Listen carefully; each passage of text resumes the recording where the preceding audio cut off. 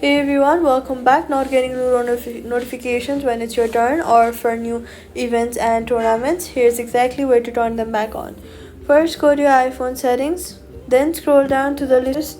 Go ahead and directly search for it. Once you see it, tap on it and then tap notifications. Make sure that allow notifications is toggled on. If it's gray, tap on it to turn it green.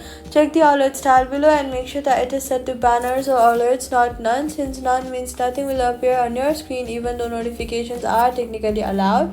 Turn on sounds and badges as well. Scroll to the top of your settings and then go to focus. Tap focus and go through each focus mode you use. Sleep, do not disturb, and make sure that it isn't in the silenced app list under each one, since turn-based multiplayer depends on you knowing when it's your move. Having these notifications working matters.